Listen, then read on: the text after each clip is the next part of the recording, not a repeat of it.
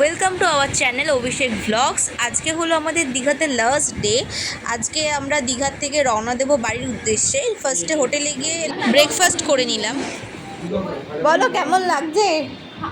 কি খাচ্ছ? কি খাচ্ছ? নান। আজকের মেনু হচ্ছে কি? নান আর কাবলি ছোলা আলুর তরকারি। সবার সাথে বসে আমিও ব্রেকফাস্টটা কমপ্লিট করে নিলাম। তারপর আমরা একটু কেনাকাটার জন্য সি বিচে গেছিলাম। আমরা ওল্ড দীঘাতে এসেছি এখন সবাই মিলে শপিং করতে। মোটামুটি কমপ্লিট হয়ে গেছে, কিছুটা বাকি আছে এখনো, দেখছি কি করা যায়। আমরা যে সময় গেছিলাম সেই সময় জলের এত উচ্ছ্বাস ছিল যে এই জলের এত উচ্ছ্বাস দেখে আমার দিদুন, বড় মাসি আর আমরা কেউ আর পাড়ে দাঁড়িয়ে থাকতে পারিনি। সোজা জলে নেমে গেছিলাম স্নান করতে। আর দেখো কত ফ্যামিলিটা স্নান করছে। কে নেমেছে?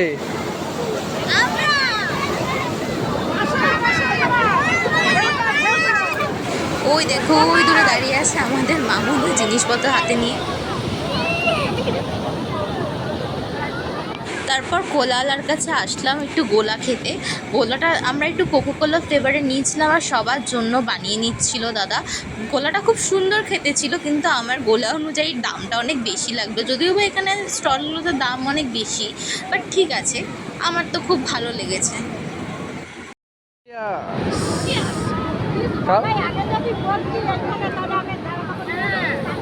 দারুণ। আর আগে সমুদ্রটাকে ভালো করে দেখছিলাম।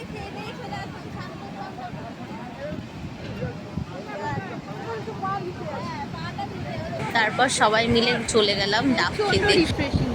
সামনে সমুদ্র, তার সাথে ডাবের জল, ব্যাপারটা পুরো মিলেমিশে একাকার। তো আমাদের দীঘার ট্যুর এখানেই শেষ হচ্ছে। তো খুব এনজয় করলাম আমরা 2-3 দিন। তো সমুদ্রকে লাস্টবারের মতো টাটা, তোমাদেরও টাটা। তো ব্লগটা ভালো লাগলে অবশ্যই লাইক, শেয়ার আর সাবস্ক্রাইব অবশ্যই করুন। হোটেলে গিয়ে দেখি আজকে লাঞ্চে ছিল আমাদের শো স্টপার আলু বিরিয়ানি আর গরম গরম মটন কষা। যেরকম বিরিয়ানিটা খেতে ছিল সেরকম মটন কষা, আহা হা, মানে আমার জাস্ট জিভে এখনও জল চলে আসে। তার সাথে ছিল রায়তা আর স্যালাড। স্যালাড ছাড়া তো বিরিয়ানিটা অসম্পূর্ণ। যাই হোক, বিরিয়ানি খেয়ে দিয়ে তারপর আমরা বিকেলবেলা ওই হোটেলের পার্কে বসে গেছিলাম একটু স্ন্যাক্স নিয়ে। স্ন্যাক্স খেয়ে তারপরে আমরা লাগেজপত্র গুছিয়ে চলে গেলাম দীঘা স্টেশনে।